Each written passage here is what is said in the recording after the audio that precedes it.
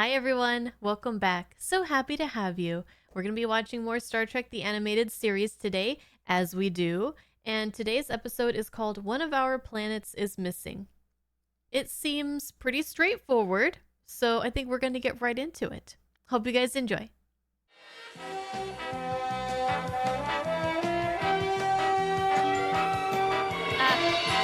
I'm excited. One of our planets is missing. The cloud could have come between us and the planet. No, Lieutenant. Cloud has engulfed Alondra. The cloud consumes planets? It seems a logical assumption, Captain. Sir, A planet destroyer. But if it continues on that course... Mantilles will die. Warp 8, push it to the limit. Yes, sir. But how do we stop something like that? It could be a threat to every planet in our galaxy. Bones, I need an expert psychological opinion. That's not good. Do we dare tell the people on Mantilles? It's certain there'd be planet-wide panic. Yeah. Send a priority 1 call to Governor Wesley on Mantilles. I guess we'll just let him figure it out. You deal with it. Figure out what you want to do. We'll help, but... Evasive action. Aye, sir. The cloud has tentacles. Fire. Firing. No effect, Captain. Yeah, I didn't think so.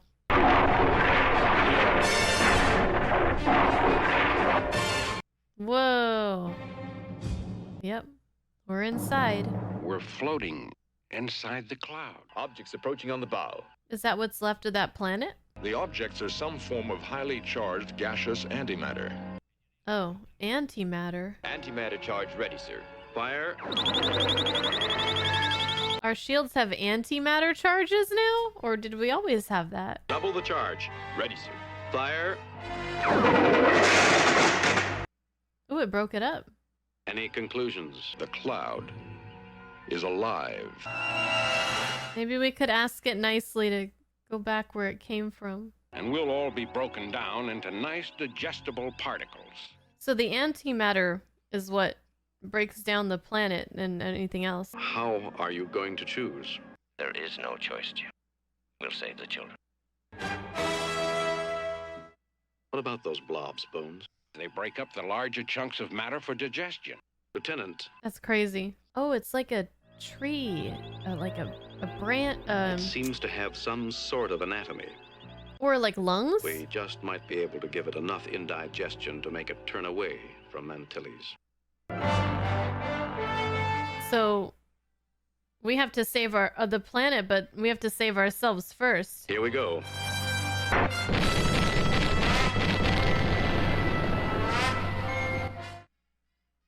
The human small intestine is lined with millions of them to absorb nutrients into the body. I know about that when I was trying to figure out if I had celiac disease, but I don't. Those villi are antimatter. If the Enterprise touches one of them, We'll explode. An enormous strain on the engines, Captain, especially the antimatter. I think one of the things that's throwing me off about Scotty is not just how he's drawn, but how he's animated. Like, fast. How much time do we have? 21 minutes, sir. it doesn't throw me off as much with the other characters, but I feel like Scotty moves his, Thank you, Mr. like, Dodd. when he talks, like, I don't know, he moves his head a lot. I could put it in the antimatter engine. Put it into the regenerating chamber and release the force field by remote control. What? This is a crazy plan. I love it, though.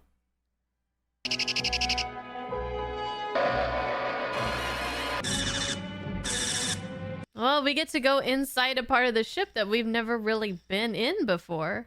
Are we inside the nacelle? He did mention it. Open it.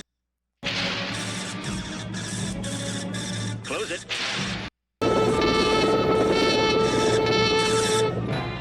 Scotty, you've just given the Enterprise and Mantilles a chance to live. Thank you, sir. Go, Scotty! this being does have a brain. Functioning of the brain is basically electric. Right? We'll use the photon torpedoes to destroy the brain. Captain, While we're inside? Starfleet regulations. I decide in favor of saving Mantilles. I guess he figures if he loses his Captain's log, stardate 5372.0. captainship, captaincy, his rank, our sensors to prepare a detailed. to save those people, then so be it. It's worth it. Once I said man rose above primitiveness by vowing, I will not kill today. I remember that episode. And expend the energy in one mortal strike. That sounds like you're telling us to blow up the ship. Yeah. Governor Wesley of Mantilles. Put it on the view screen, Lieutenant. Is the evacuation proceeding? Only 5,000 children out of 82 million. I know. That's like nothing. 31 minutes and 4 I seconds. mean, 5,000 is a lot, but also at the same time, Don't worry, Bob. a lot Sure. more will die. Goodbye, Jim. But I think we can save him. A Vulcan mind touch. It would require physical contact, which is impossible, Captain. Yeah, that's not gonna work. I may be able to reach out with my mind. All right, Spock, get at it. So I Log, think stardate our only hope is 5372.1. to communicate with it and have it change course if it is intelligent. Can we communicate with it and persuade it not to kill? Doubtful, but what else are we gonna do? Many of us live on the things you consume. How near is Mantilles, Mr. Eriks? 3 minutes, 20 seconds, sir. Down to the wire. I perceive too small, not alive beings. Listen to me. So humans are like bacteria to her or something, You will come into mine. like ants. He's the cloud. Put some views of the Earth onto that screen. Yes, sir. 1 minute. Awaiting your order, Captain. We don't self-destruct now, all those people will die. The cloud has stopped. Not desire to consume other being. Ooh. Will return to origin place. That's crazy. Governor Wesley, tell him to bring his ships back. Yes, Captain. You did it. We can escape the cloud through it. Mr. Sulu, let's get out of here through that grid. Yes, sir. Yes, sir. With pleasure. Don't feel like being digested today. What did you perceive? Wonders of the universe. Completely incredible. So many unknowns out there, so many things that are difficult for us to perceive or understand or fathom. This episode here is reinforcing the fact that killing is always the last option, that Starfleet's mission, its priorities are to preserve life whenever possible, to not harm other intelligent life. This was a really tricky situation though, because they didn't know if it was intelligent or not at first, and then they had like so little time.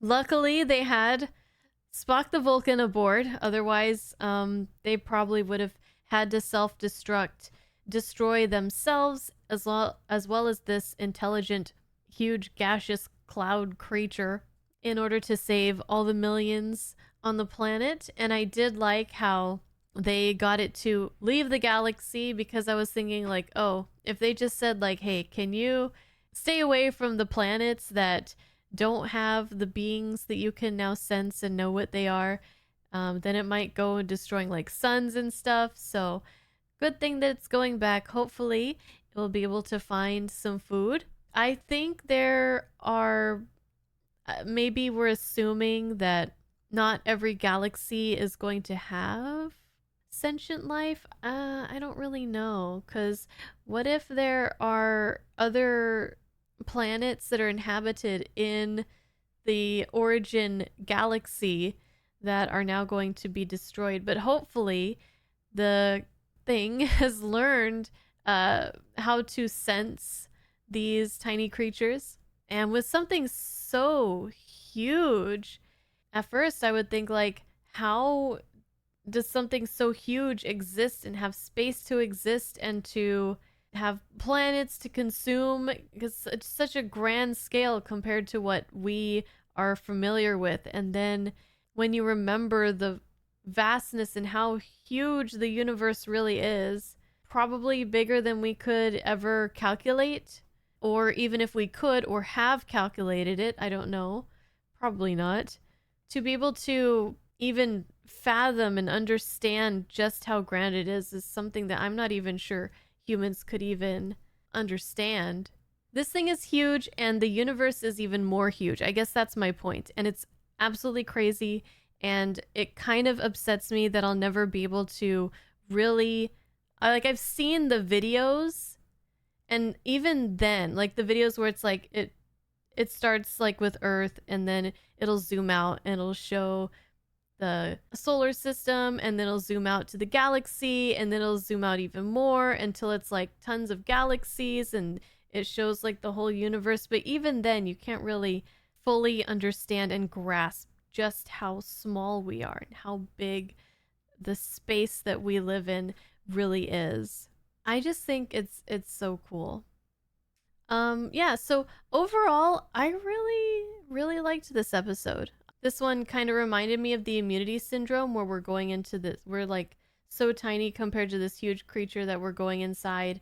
Also, there was like matter, antimatter talk, lots of very in-depth sciencey stuff. But again, with the animation, the creators were really able to illustrate and show us exactly what was around the ship, and that's really cool. I do wonder, and I don't remember if anybody's mentioned, if some of these episodes were ideas that they wanted to do in the original series, but couldn't like make it work with the limitations that they have with the budget and things. I wouldn't be surprised if at least some of these were ideas that they had, but just kind of said, well, there's no way that we could feasibly make this actually work on a live set, and they were able to do it here. I am pretty sure now that Chekhov is not going to be showing up here. It's been 3 episodes.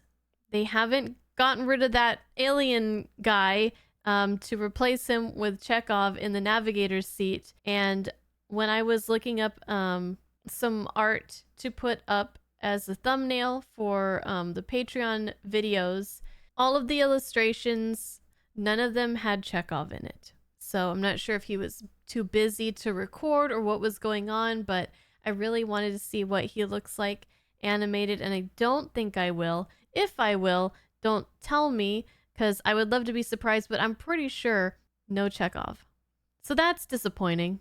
Oh, and before I end this, one of my favorite things about this episode, one of my favorite parts, was when Scotty made his plan in order to power the engines with the antimatter so that they could move along, grabbing the piece of antimatter and then pulling it in to this box that was able to keep it from touching anything that was matter so that it wouldn't explode. And that was really awesome. We also have regular shields and then antimatter shields, which I'm not sure if it's new. Maybe we've seen it before, maybe it's been mentioned before, but it was really cool to see that. And I really liked those things that they described as being kind of like the teeth. I don't remember exactly what they said they were, but I thought that was a really creative way to like have this being be able to break down food with these things that act like teeth. It was just, yeah, it was good. I did like it quite a bit. I'd say this is probably my second favorite so far. Anywho, thank you guys for watching another episode of the animated series with me. I will see you guys in the next one. Thank you again. I'll see you in the comments, and until then, have a good one. Bye-bye.